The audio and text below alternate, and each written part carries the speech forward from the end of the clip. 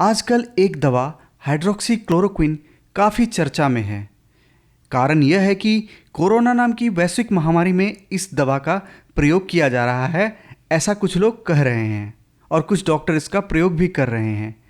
आखिर hydroxy chloroquine क्या है? हाइड्रोक्सी क्लोरोक्विन किस प्रकार से हमारे शरीर में काम करता है? हाइड्रोक्सी क्लोरोक्विन क्या सच में कोरोना के लिए लाभप्रद है? इन सारी बातों को जानने के लिए और विस्तार से आइए हम सुनवाते हैं आपको एक बोनआउट इंटरव्यू, जिसमें डॉक्टर राजकुमार चौधरी आपको विस्तार से बता रहे हैं हाइड्रोक्सी क्लोरोक्विन के बारे में, और उनसे बातें कर रहे हैं अमित कुमार। कोरोना वायरस है, ये क्या है? अभी जो वर्तमान स्थिति क्या है भारत में इसकी? वर्ल्ड में इसके विषय में प्रॉपर जानकारी तो समझिए कि मेडिकल साइंस को भी नहीं है कि क्या है, लेकिन तब इतना कह सकते हैं कि ये वायरल डिजीज है। बहुत तरह का वायरल डिजीज होता है, जिसमें से एक ये वायरस भी है। और वायरस का मतलब ये हुआ कि ये आरएनए का एक मॉलिक्यूल है जिसके चारों तरफ लिपिड का लेयर रहता है, बस यही है। इसको आप सजीव नहीं कह सकते, ये निर्जीव है। एक आरएनए का स्ट्रैंड है, उसके चारों तरफ लिपिड मॉलिक्यूल रहता है, वही ये वायरस है। तो इसके विषय में जानकारी पहले से हम लोग किताब में इसको नहीं पढ़े हैं।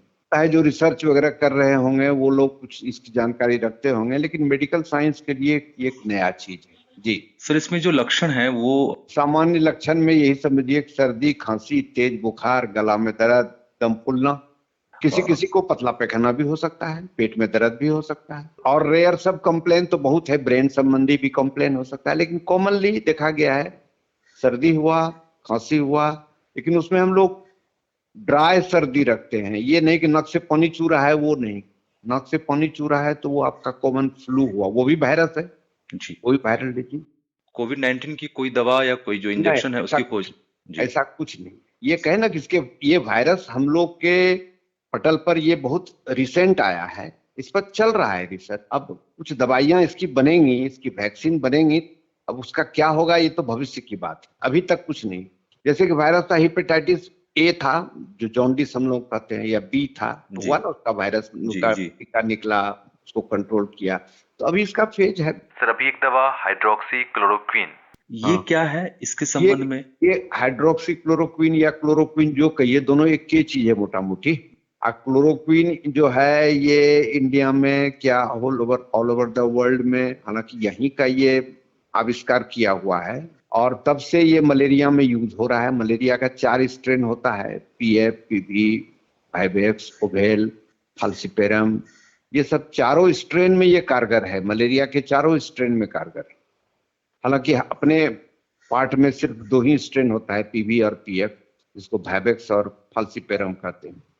जी उसी में इसका यूज होता है क्लोरोक्विन का, इसलिए बहुत पुरानी दवा है, बहुत सिंपल दवा है। सोचिए ना, मलेरिया में ये बरसों से यूज हो रहा है। जी जैसे रूमेटॉइड आर्थराइटिस एक बीमारी होता है जिसको लोग बात कहते हैं, बहुत देते हैं, लेकिन सवाल है कि वहां तो ये जानते हैं कि भाई इसका ये दवा है, तुमको ये खाना है, जी उसका साइड इफेक्ट भी होगा तो ठीक है, उसका हम लोग जोड़ घटाव रखते हैं, क्या होगा नहीं होगा, लेकिन अनजाने में खा लेना तो गलत है।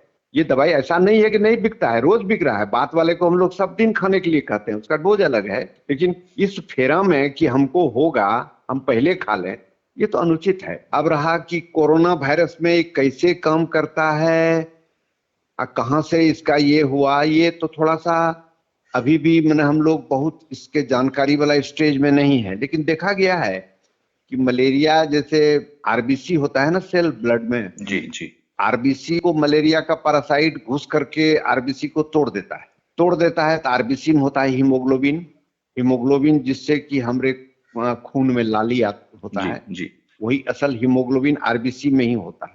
तो आरबीसी में से वो हीमोग्लोबिन मेटाबोलाइज हो जाता है, रेड ब्लड सेल्स टूटने लगते, तो कहा जाता है कि किसी न किसी स्टेप में ये हीमोग्लोबिन को मेटाबोलाइज होने में, तोड़ने में थोड़ा मददगार है, कि नहीं तोड़ने देता है। इसी स्टेज में इसका काम चल रहा है। क्या है कि वायरस जो है उसका एंटीवायरल ड्रग होना चाहिए। जी कहाँ एंटीवायरस, कहाँ मलेरिया, दोनों में तो कहीं तालमेल बैठता नहीं है, लेकिन ऐसा है कि ये किसी स्टेप में मदद करता है। अगर कोई व्यक्ति बिना डॉक्टरी सलाह के इस दवा का प्रयोग करता है तो क्या हानि हो सकती है, कितना जानलेवा हो सकता है उसके लिए? जानलेवा क्या, सबसे इम्पोर्टेंट चीज है कि कोई भी दवा आप बिना प्रिस्क्रिप्शन का लेंगे तो वो तो हानिकारक होता ही है, और खास करके ये तो ज्यादा हानिकारक है।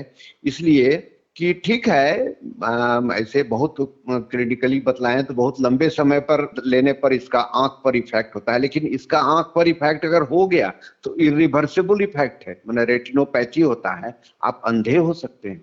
जी। ये सबसे गड़बड़ चीज है। हालांकि उसका डोज तो ये सब अलग है, लेकिन आम आदमी के जानकारी में ये जरूर होना चाहिए कि ये दवाई ऐसा नहीं है कि आप जाकर के दुकान पर खरीद के खा लीजिए, इसका हार्ट पर भी असर है।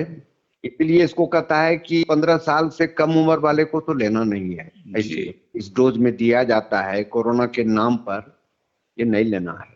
जी। या 60 साल से ऊपर वाले को भी नहीं लेना है। मतलब डॉक्टर भी जो यूज कर रहे हैं वो उसका जैसे मान लिया हार्ट पर इफेक्ट है तो वो अपने यहाँ भर्ती रखते हैं, उसका ईसीजी करते हैं, उसमें देखते हैं, बहुत सब चीज है उसका, क्यूटी इंटरवल वगैरह, ये सब चीज देख करके तब दिया जाता है पेशेंट। दवा कुछ भी है तो एक सिंपल तरीके से समझा जाए कि ये है तो बढ़िया चीज, लेकिन ये हानिकारक भी है।